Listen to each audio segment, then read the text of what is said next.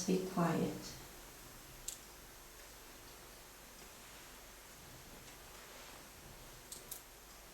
A quiet mind is a receptive mind.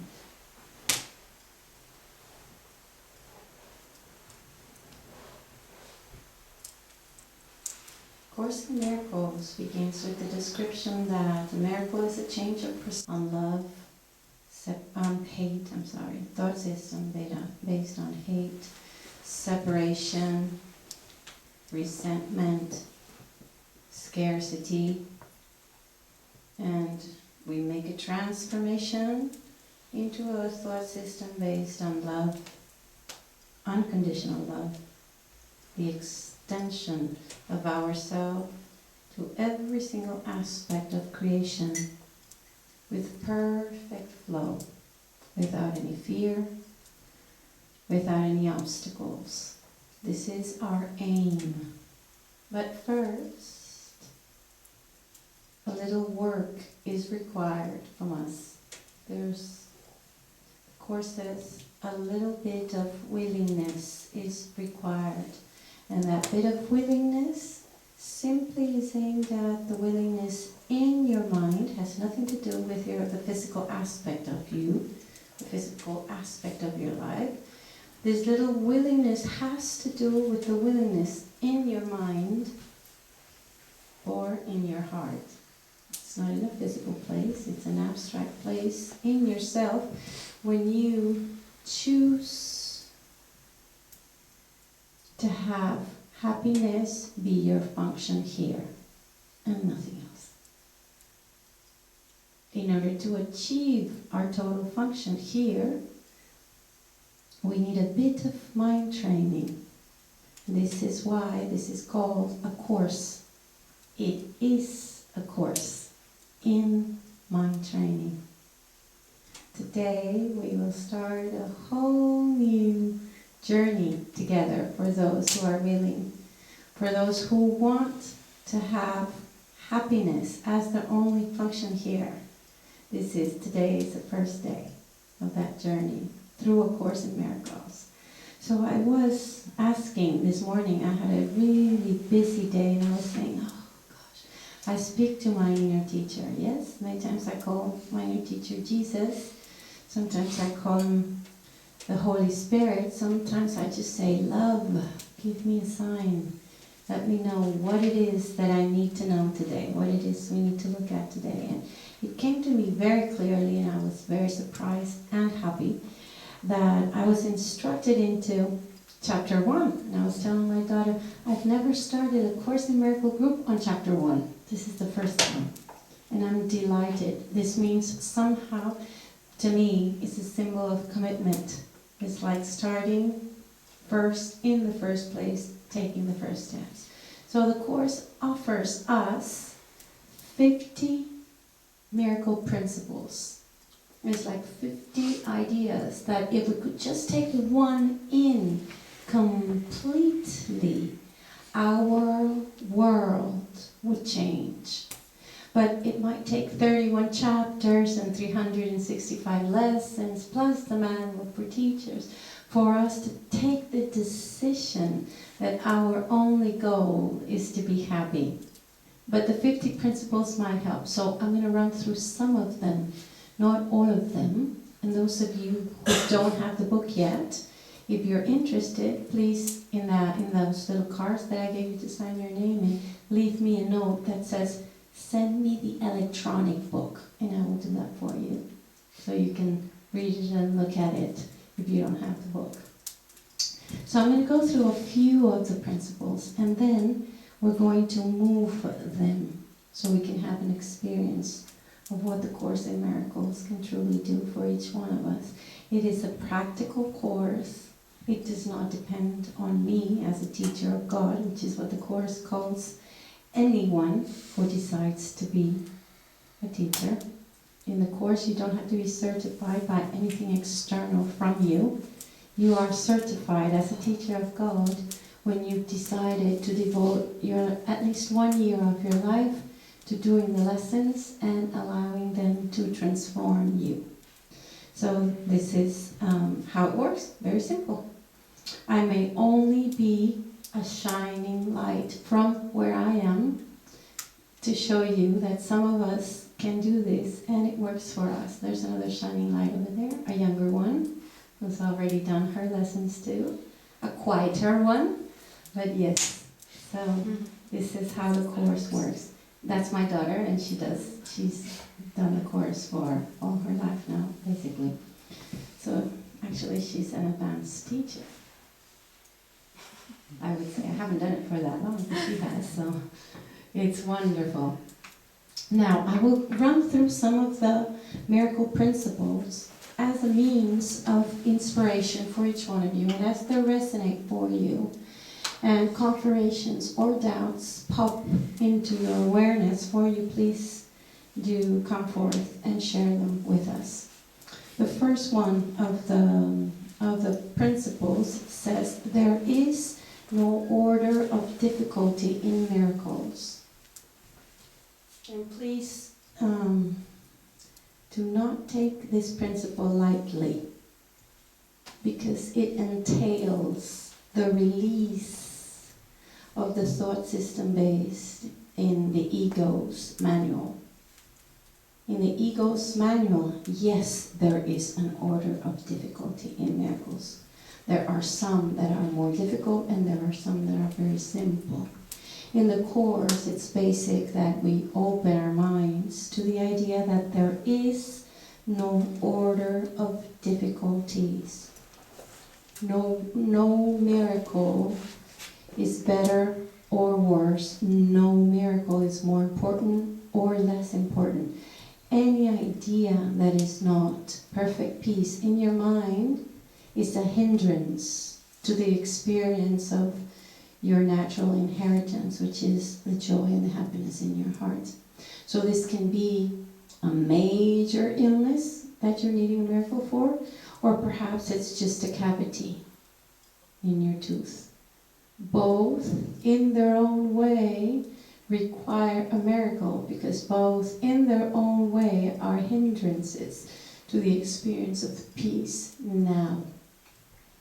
As we accept this first principle,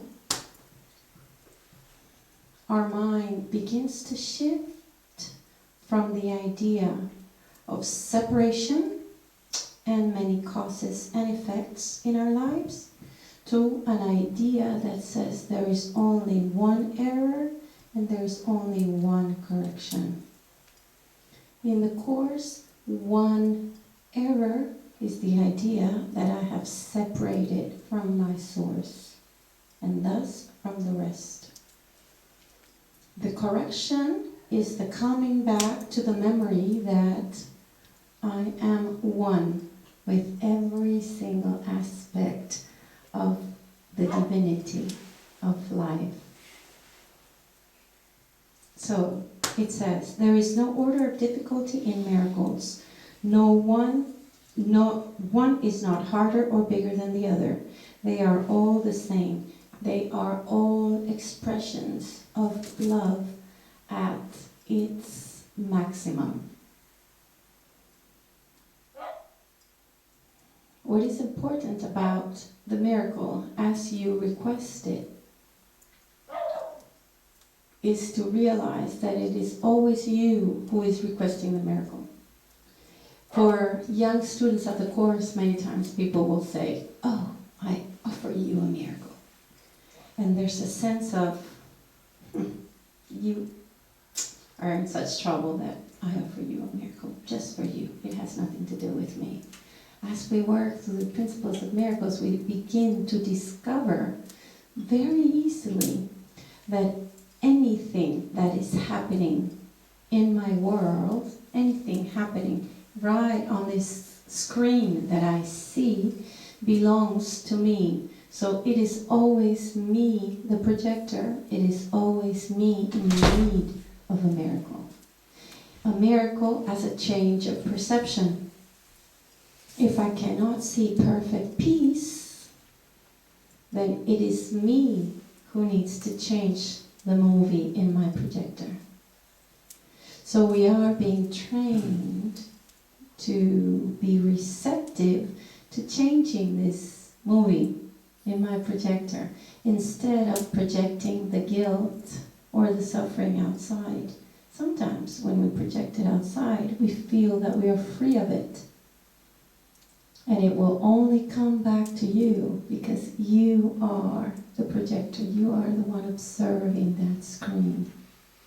And you are the one with the power to change what you've chosen to project.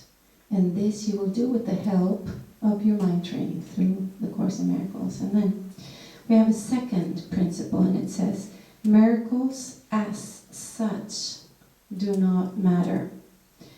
The only thing that matters is their source, which is beyond all evaluation. And this is the first place in the Course, in the book, where the source is mentioned. It is mentioned with a capital S. When the source is mentioned with a capital S, it means that we are talking about the eternal. We are talking about the origin and the end, the Alpha and the Omega, as they say, the infinity, the source of all living aspects of creation. So the miracle itself is not what is important, even though for us at this point in time we might say, oh, I really need this to change.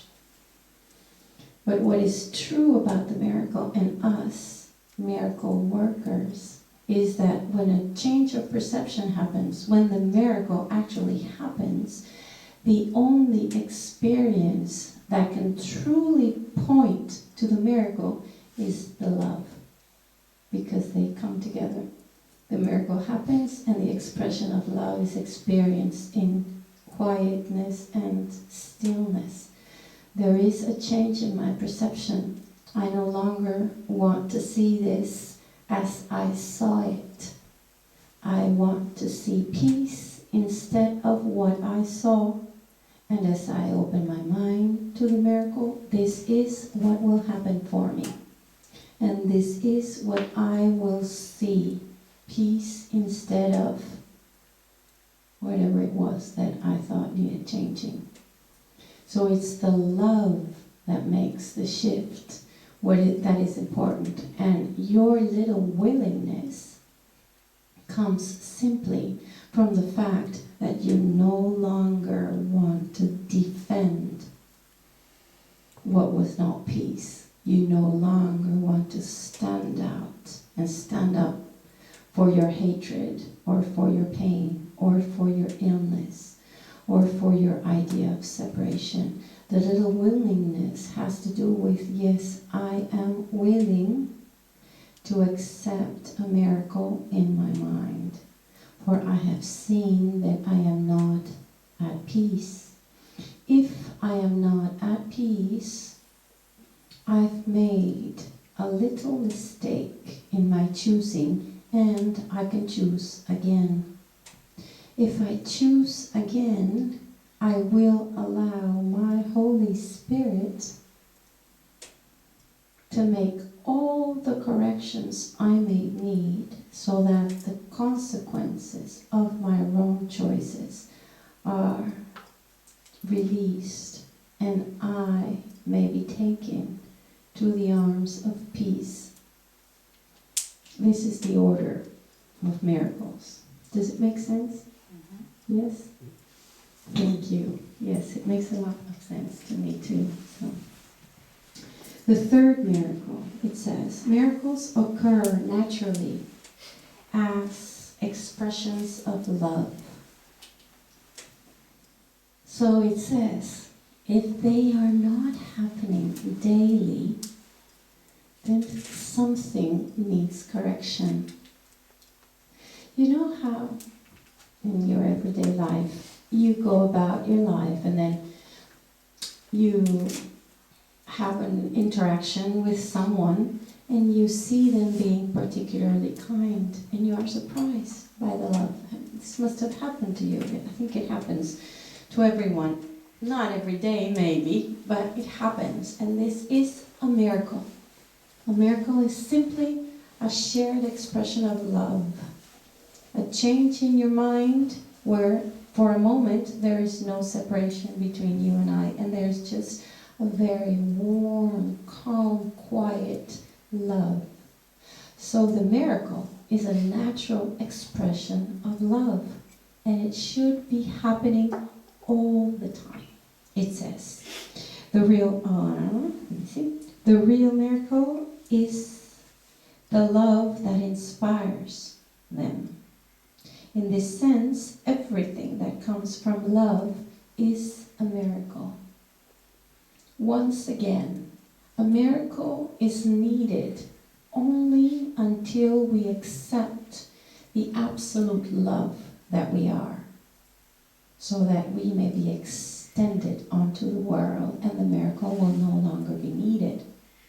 The miracle, as an expression of love, is the result of your humble willingness to be corrected. Your humble acceptance that if I am not experiencing myself in perfect love, it is me who made the wrong choice, because the love is there. And I must have judged, I must have made a wrong choice. This is why it's not happening for me. But I am not guilty of this. I have only made a little mistake that is open for correction. There is no attack involved. There is no punishment involved. There's just correction when you are willing. And the correction is the miracle itself. It will reach you when your heart and your mind are receptive for it. It says, miracles are natural. When they do not occur, something has gone wrong. So we are opening ourselves so that miracles happen continuously, so that the expressions of love are experienced in our everyday life, so that we may learn that our mind is open and our heart receptive to the expressions and the extensions of love itself. This is where we need a little bit of mind training. This is the only place where a little willingness is required. And then we are told miracles are healing because they supply a lack. They are performed by those who temporarily have more for those who temporarily have less. And this is where very gently and lovingly the idea of differences begin to disappear. All the differences that we see and experience at this point simply symbolize a temporary separation, a temporary difference, never a real difference, never a real separation. Everything in the differences is temporary, and many times one who has climbed up the ladder a little bit can shine his or her light over just to remind you that you too are love, that you too are light. And this is when a change of perception will be shared and a miracle will be experienced. You might think that the other performed a miracle for you, like only you and I. But the truth is that when the miracle is called for, love is called for. And love can only extend itself onto itself. So it's not truly a change at all. It's just a recognition. And it says, miracles are a kind of exchange. Like all expressions of love, which are always miraculous in the true sense, the exchange reverses the physical laws. They bring more love both to the giver and the receiver. And it's important that we look at this because through the thought system of the ego, we think that when you give, you lose. So every time I give something, I have less. This is the principle of lack. And this is the basis of the ego thought system. Many times I've had people share with me, oh, but I can't love everyone in the same way. I have to love my children more than my gardener. And the thought system, called the ego, says, that's natural, there's nothing wrong with that. But the Course in Miracles, with the loss of love, will say, oh my, a miracle is needed here. Because only unconditional love will give you a true experience of yourself. But why do we think, and this is temporary also, why do we think that it's perfectly natural to love your child more than the gardener? And then someone said in a class one day, they said, because, I feel guilty if I love the gardener more. My daughter deserves all my love. The gardener, I don't know. And this is the principle of lack. Observe it and observe it in your own life, how you've accepted it as something natural and human. And then the Course in Miracles brings the divine into your everyday life, where the only possibility is unconditional love. And this principle is very important because it says, when you give, both the giver and the receiver have more. Observe this thought. Observe the love as a synonym of a thought. Because we don't have a physical love. Some people might associate the physicality of love to sex, but we know that that's not it. We love our plants, we love our children, we love our animals. We don't have sex with them. So this is not, so there's no true physicality to love. You can't smell it, you can't touch it. It's all a thought, if you want. Now, if I have my thought that I share with my daughter, it's my daughter, I love her, so I share this with her. Yes?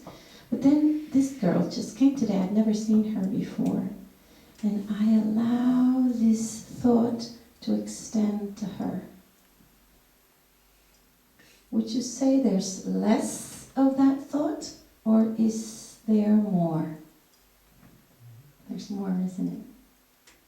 If I share a thought with her, have I lost it? It's just extended. And this is the difference between the extension and the projection. Love extends, and as it extends, it's multiplied. It comes back multiplied to the giver and to the receiver. This is why unconditional love is 150% justified for your own sake. When you do not limit your love to the loved ones, but you allow this to extend. Imagine there is a lesson in the Course, lesson 121, for anyone who has the book, and this lesson says, forgiveness is the key to happiness. And it brings an image to your mind where you bring to your mind your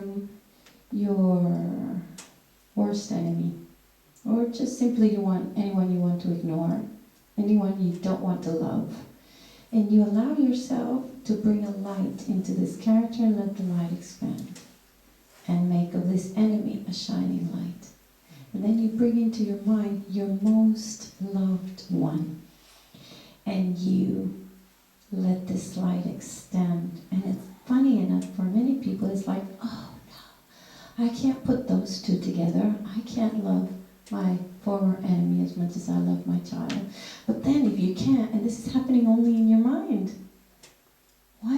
don't you allow yourself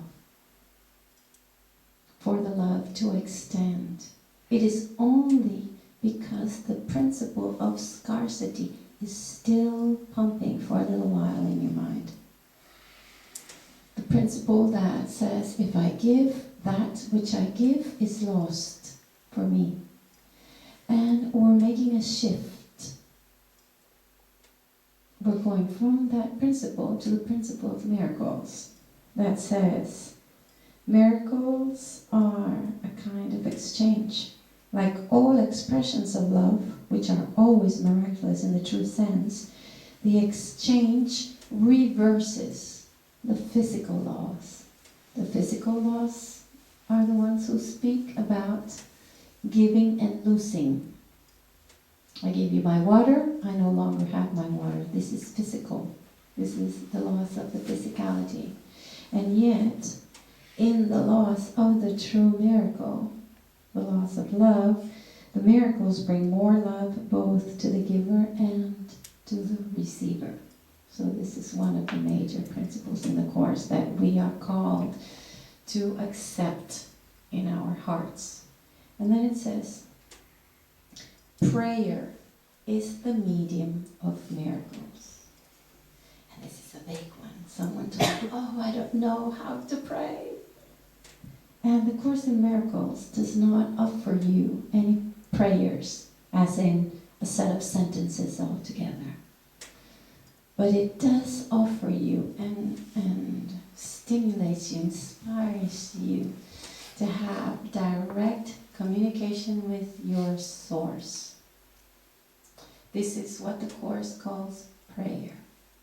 It says, it is a means of communication of the Creator with the created.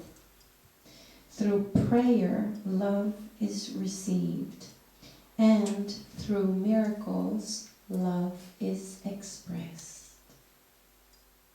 How many of you, and this we've looked at many of the religions of the world, and many of us who study A Course in Miracles, not to say all of us, have been the great rebels. We have not wanted to fall into the structure of structured religions. We've been seeking for a spiritual path that can take us back to peace without having to be in a mandatory structure where I need to do this and there's somebody else telling me what to do. I want to know what I have to do. So this is A Course in Miracles for you. It will shift your perception into looking within and finding the teacher. Until you train your mind to listen to this teacher in clarity, you will be continuously asking for help. This continuous asking for help is the prayer. The prayer in the Course in Miracles is not aimed at obtaining physical things in the world. Because here I will share with you one more phrase that is very extreme. And after I say it, you can run. Because you can run if you want. This would be the time, you know? The phrase says, God did not create the earth because that which is terminal can never be created. Only that which is eternal has been created. And in many other thought systems, we speak about this experience of the physical world as the Maya, the illusion. But there is, it seems very real for us, and while we are here, the Course will take us from a nightmare, which it happens to be sometimes when we are in illness, or in anger, or in attack, or defense. It's like a nightmare. It's hell. So the Course will train our mind to allow for the happy dream to manifest itself before our own very eyes. That does not mean that the world as we see it, that the world will change, but what we see of the world said by many. Mahatma Gandhi said, seek not to change the world, but how you see it. And this is exactly what we are wanting to do. We are seeking to change our thought system so we may be deeply connected to our source and see only the reflection of that source. Am I making sense? So we need a little mind training for that, you know. The first time I remember the first time I worked as a Course in Miracle teacher with that name. I was in Venezuela, and we had just moved into a new house, and we had a huge garden, and I was going to the class in the garden. And I said, God did not create the world, and all the lights went out. You know, something happened with the electricity, and everybody went, oh my, oh, everybody just freaked out and got really scared. Well, it is a scary thought unless you can see it purposefully. If you allow yourself to see this idea purposefully, then prayer will have a purpose for you. And the purpose of prayer will be simply to have a communication with your Creator, in which you simply ask for clarity. Please, you know, you call that Creator whatever you want to call Him. Here it's called in different ways. It's called God, it's called love, it's called Source, it's called Father. You can call it Mother if you want, or the buddy. Some people call him like that in Venezuela, my buddy, you know. Because some people, you know, certain words, you know, itch for some. So this is not a book in terminology. You can use whichever word you want to use as long as you know which content you're referring to. So if you want to direct your attention to the Creator, to your source, oh source in prayer, I come to you simply so that my mind may be freed of the illusions of the world, so that I may see the reflection of the love eternal before me, so that I may, and you discover your own prayer. And as you pray, love will be extended to you because you have opened the door of your heart to this communication. This might sound like something you need to learn, but it's not. There's a part in the Course where it speaks to us about the prayer of the heart. So it's not really about the correct words. Many times people have asked me, oh, but which words do I have to use? Can you write them down for me? And it's not about the words. The Course is very specific. It says words have nothing to do with prayer. Words are but symbols of symbols of symbols. They are meaningless. It's the content behind those words that truly entail the prayer. So your holiness, your source, your spirit in the light, your Holy Spirit, is listening to the prayer of your heart. This is why many times when people pray with words, they say, God doesn't listen. He's not listening to what I'm saying. I'm not getting what I'm asking. And you treat your source like a maitre d' in a 5-star hotel. I want this, I want this, and I want this. And I'll light up 3 candles and do a couple meditations and I should get it, right? This is the way how you treat our source. And then you're requesting things, circumstances, changes that you don't even know if they will benefit you to reach your purpose, which is perfect peace, perfect happiness.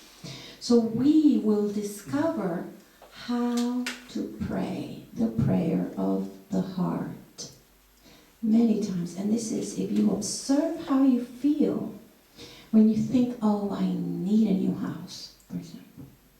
I know she's getting a new house pretty soon, Solara. Fell through. Oh, okay. No? Not getting it. Not yet. But another one will come, you know. So you say, oh, I want... Let me just make can I use you for an example? I will ask you a couple questions just to find the purpose of why we do certain things. and just answer whatever comes easily to your mind. Yes? Why did you want this house or this apartment? What for?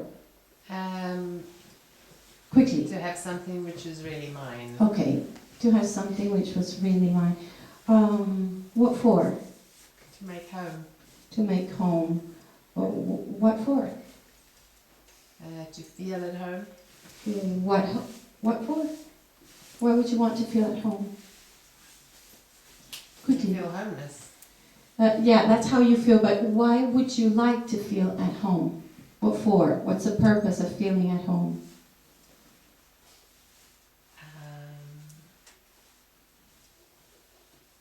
To be happy, maybe? I am happy already. So what is the purpose? Maybe this is why it's not falling through. What for? What for? Why do I want to feel at home? What's the purpose?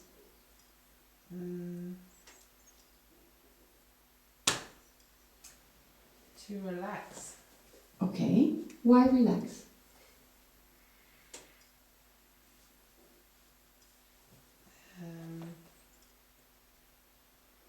It's difficult to answer the questions because there are a load of different directions I could Yes. go in the same Mm-hmm. thing. Yeah. I'll make a simple. I mean, if I was to answer that, I'll bring it to me myself. I want to relax. Why? Because I want to feel good. Why? To feel happy. Honestly, very honestly, if we looked at the different purposes we have given to different things, finding a home, finding a partner, having great sex, having more money, they are all aimed at feeling happy. You won't do it to feel rough. You would do it to feel happy. So we've diverted our attention into the world. And prayer brings you back to the place where what you really want will be achieved. This is what somehow the Course wants to share with all of us. Prayer is the vehicle of miracles. And the miracles is simply where love is received. And as love is received, the experience of happiness comes with it. It's just on and off for us right now. And we want to experience it on a constant basis. This is where mind training comes in. So we don't divert into the world like all of us do eventually until we don't. Until we realize how distracted we were. And to be in prayer, as per A Course in Miracles, doesn't mean you have to, stand on your knees, or prayer as meditation, if you want to call it. You don't have to sit by yourself. You can be in prayer anywhere. Prayer is in your mind. Prayer is a request for love and an acceptance of love. The prayer of the heart might be a silent request that says, and it says help, or it says thank you. Gratitude, it doesn't need the words. So this is part of one of the principles of miracles, prayer as a vehicle for miracles. It says it is a means of communication of the created with the Creator. Through prayer, love is received, and through miracles, love is expressed. And this next principle is beautiful, and it says, miracles are thoughts. Miracles are thoughts. Thoughts can represent the lower or bodily levels of experience, or the higher or spiritual levels of experience. One makes the physical and the other creates the spiritual. But at the end, all of us are truly seeking for the spiritual. Because many times we think, yes, but I am hungry. I wish to eat. And then you eat. And you know in 3 hours you will be hungry again. So you can request for the food to sustain you, yes. And perhaps it will come to you.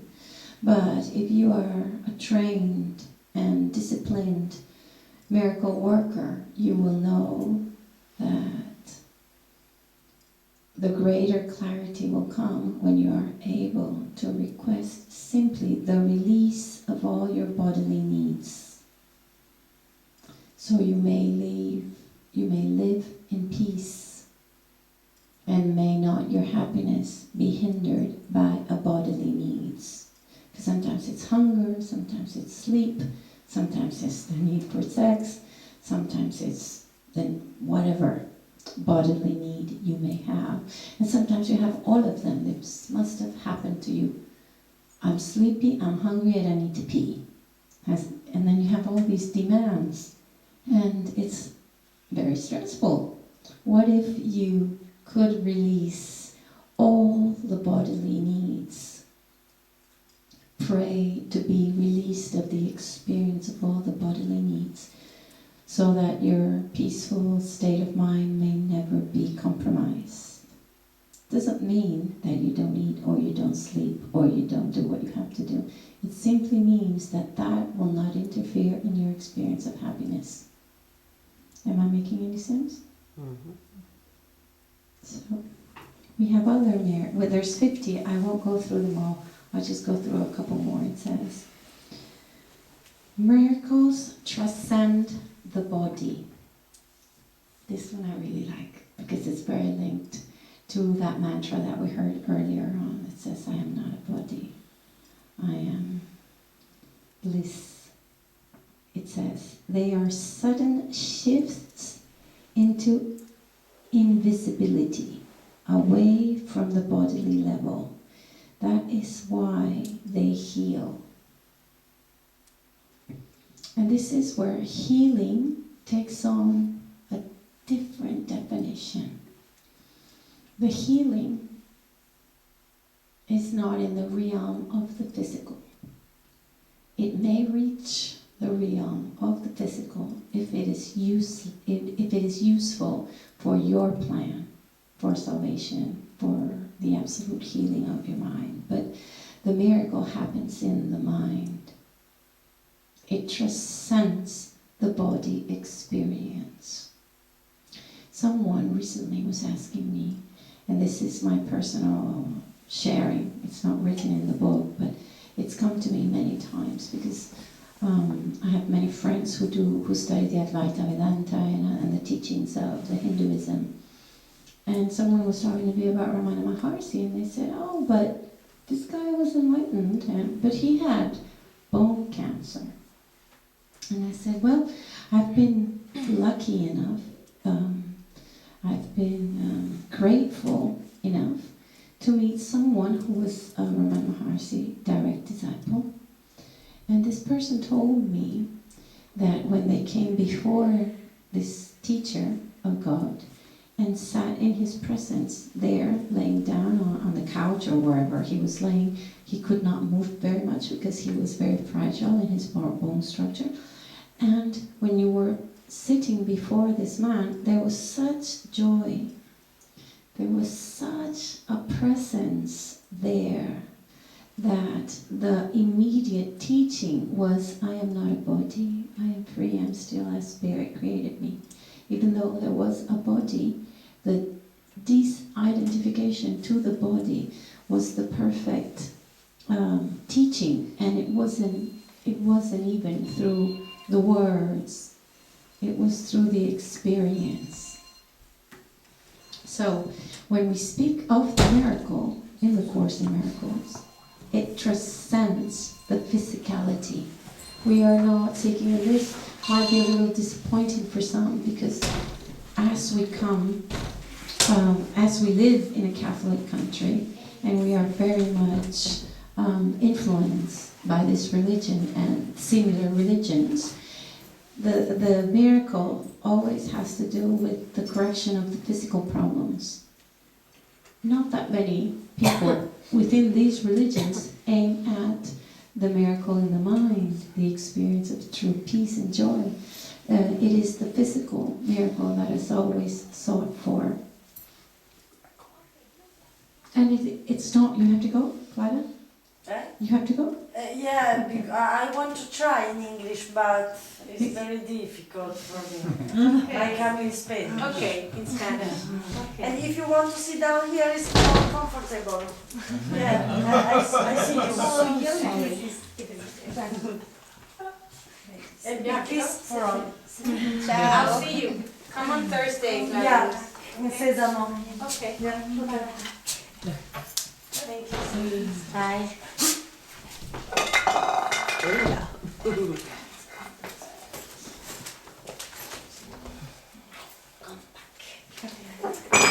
In which case, I need to leave there.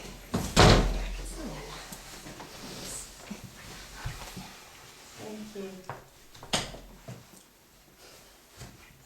So we are looking at the miracle-minded, and that is us.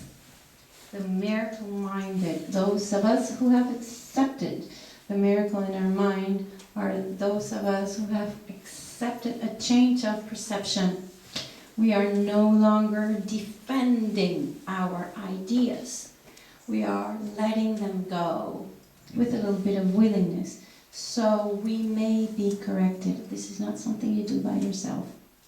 You are called to gently and humbly accept help from your inner teacher. And this is very humbling, and this is the way to go, because it is only the ego who wants to do it by themselves. When you hear this talk in your mind that says, I can do this. Hi, sweetie. I can do it. I have everything it takes. I can do that. Listen to that voice, because it speaks of itself, and by itself, and it is the voice of the ego. It is not the voice of spirit. Because in the voice of spirit, everyone is included, and we are open for correction, because we don't want to defend what we know. We just want to be receptive to the truth. So this is part of the miracles. It says, miracles are a way of earning release from fear. Does anyone want to be released from fear? Yes. I want to be released from every aspect of fear. Fear in my relationships, fear of illness, fear of losing, fear of winning, fear of success, fear of failure. Fear, fear, fear. The human condition is a fearful condition.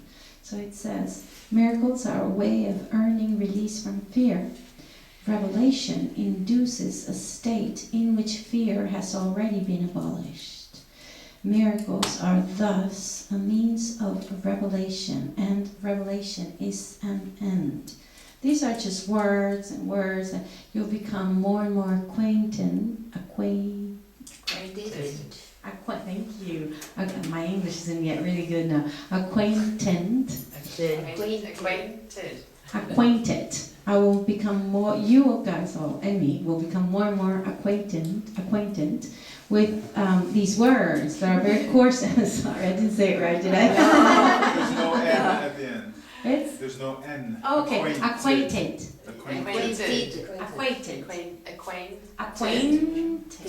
Yeah. Yes, thank you. Acquainted. What does it mean? Like acquaintance, becoming familiar with. No? You know it. Yeah, you get acquainted with it. You Acquainted, get to know it. yes. We will become familiar with these words. Because they're just Course in Miracles words, they truly don't mean anything themselves. It's just the content behind them. Revelation in the Course in Miracles is direct connection with your source. And this is attained through prayer. So the miracle says, miracles are a way of earning release from fear. Revelation induces a state where fear has already been abolished. Revelation as in true communication with your source.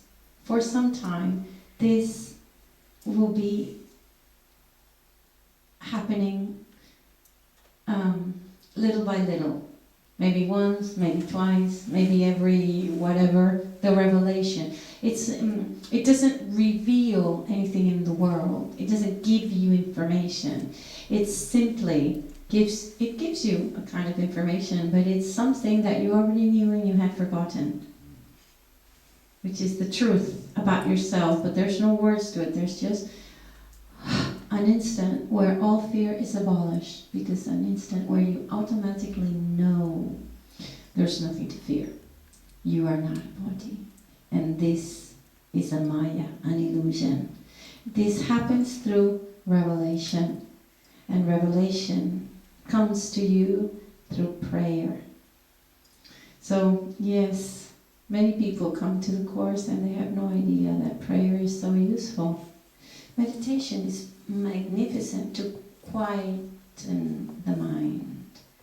Prayer is an active quietness. You quiet yourself and then open yourself up and dial the number.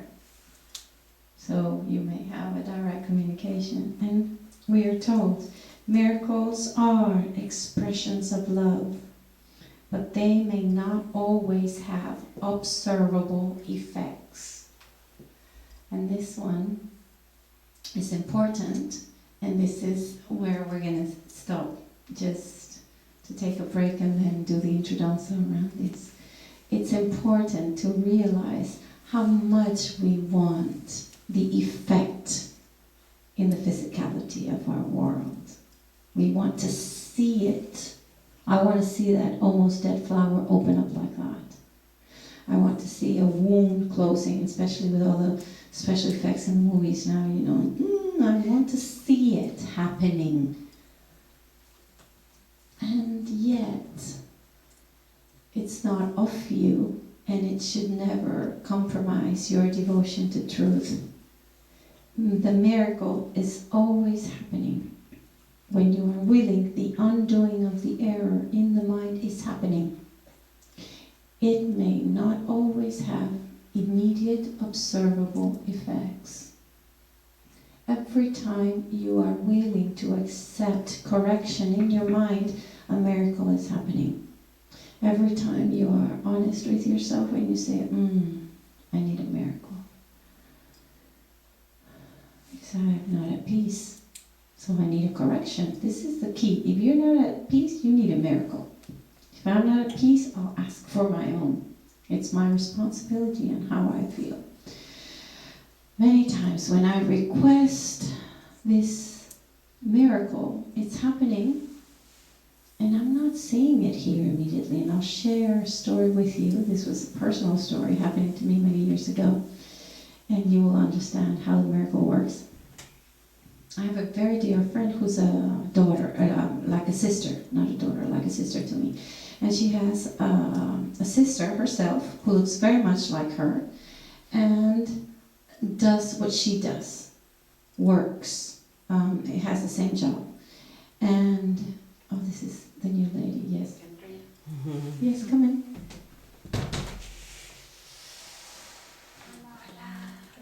Hola. Did you see right there? It was waiting for you.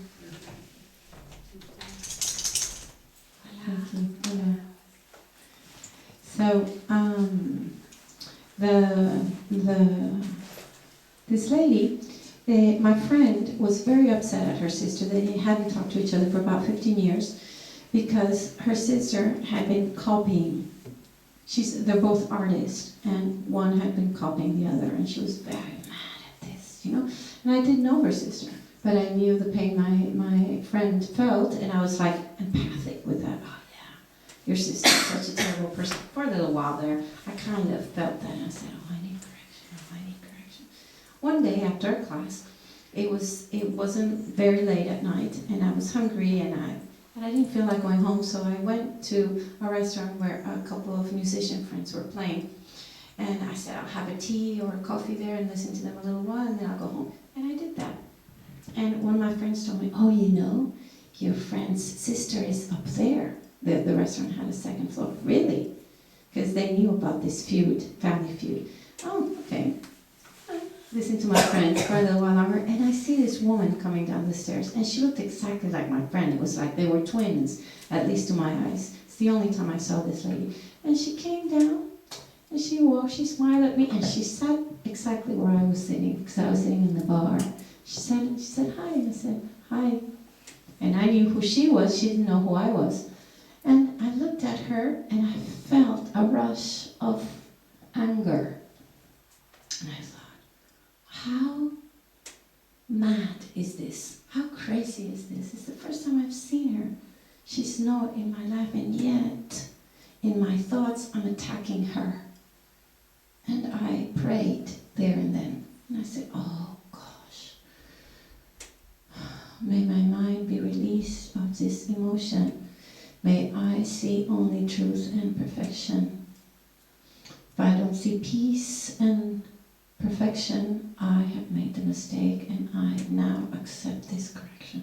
And this is what I was praying. I was having my tea, and I was looking at her, and I was saying, oh my gosh, I feel terrible about this woman. And I was having my tea, and my mind was in prayer. Yes, humbly accepting that what I felt was not justified, and I needed the correction. I needed to be released from this emotion, from these thoughts. And good enough, she let by, I left, and now I forgot about this incident. The prayer was never lost because I asked for my miracle. Several months after that, I'm with my friend, and we're talking, and she says, oh yes, and yesterday I went to the supermarket with my sister. I said, you went to the supermarket with your sister? She said, oh, I didn't tell you. And I said, no. She says, like 3 months ago, she came back from a dinner she had, and then the next day and she called me, and she said she wanted to see me, and I don't know what happened, but something was broken, and we've forgiven each other. And I'm saying, oh. And I said, oh. And it brought tears to my eyes. I could see that, and somehow it was a confirmation to this particular principle. I was able to see it 3 months afterwards, where I had already forgotten about this miracle. But when you request a change of perception, your world changes with you. And it's impossible for you to see here and now every aspect of your world, but it's changing.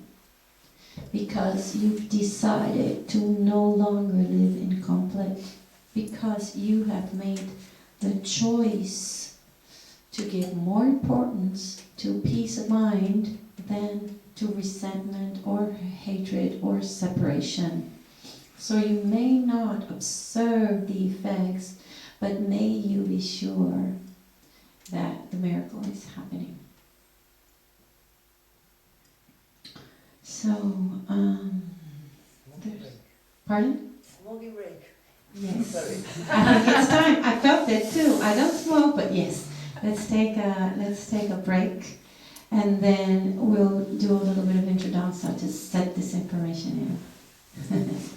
Thank you so much. Yes.